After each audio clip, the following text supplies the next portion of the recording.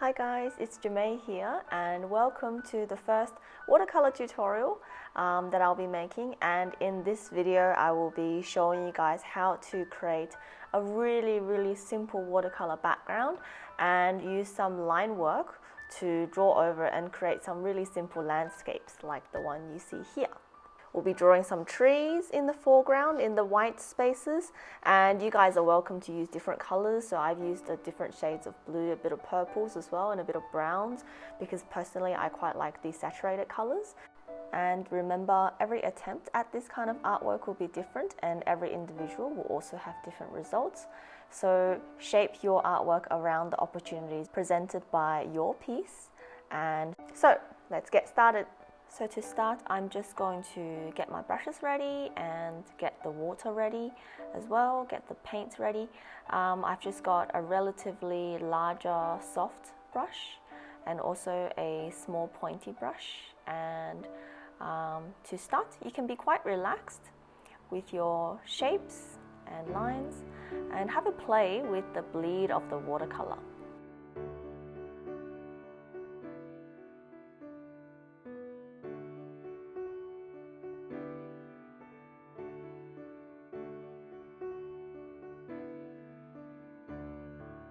You can choose to color all the way to the edges, although I have chosen to leave a white outline just because that helps the watercolor paper keep its shape, so it's not curving too much, because that will influence the flow and the bleed of the watercolor paints later.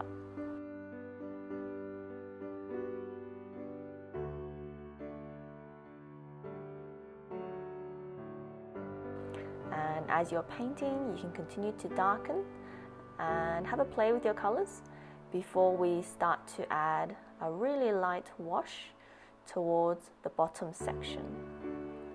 And you're going to gently, very gently pull down the darker colors and let those colors flow and bleed into the white space. And these areas will become our trees later on.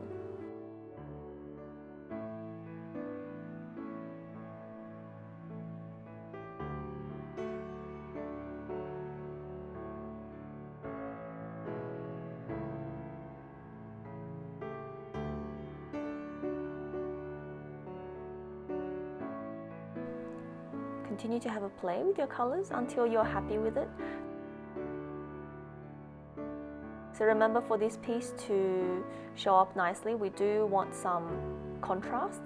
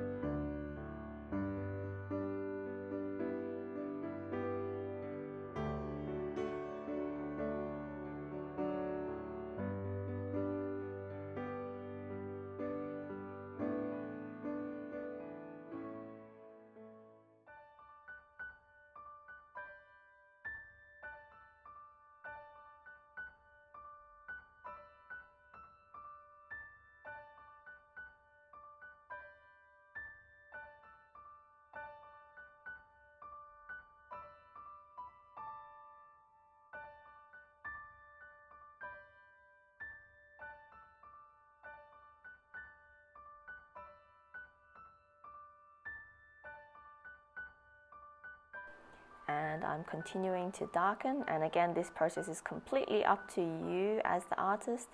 And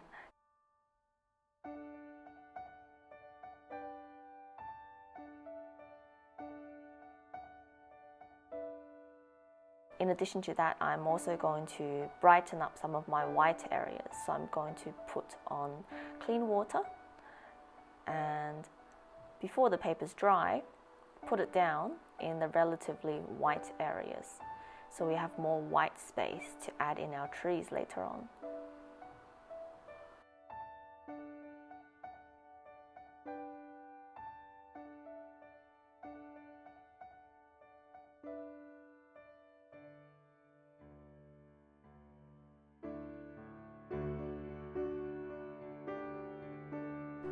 Now, the piece is generally dry, as you can see here, and the colors have changed a little bit, but I'm quite liking it.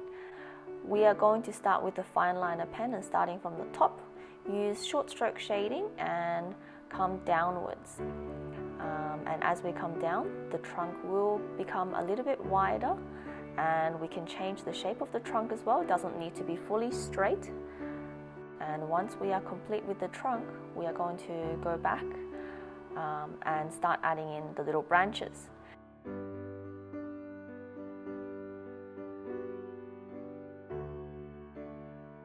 Do keep your little branches inside the white space, and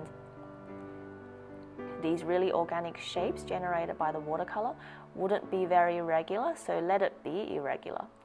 And you can choose to fill up with larger branches as you come downwards. Generally, these branches will go from thick to thin and be a little bit smaller and more simple at the tips, and generally larger with more off branches as we come closer to the main trunk.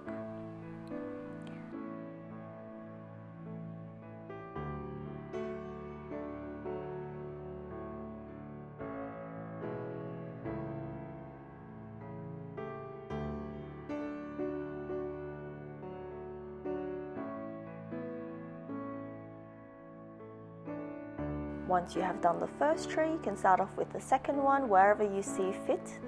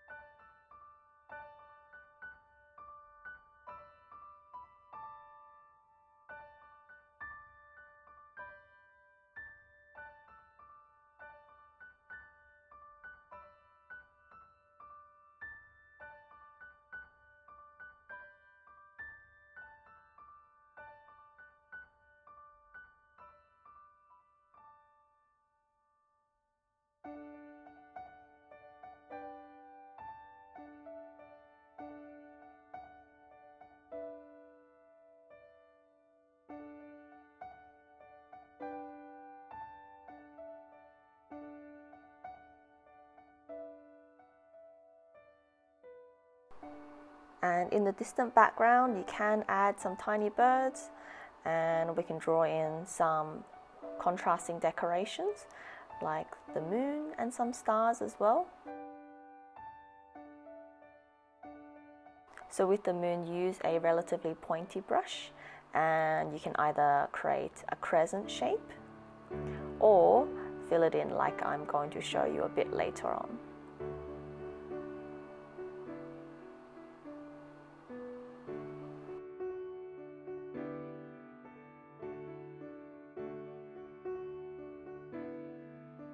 We can tap the brush to get some splashes down, some really small white dots, and we can also use a fan brush to do that as well.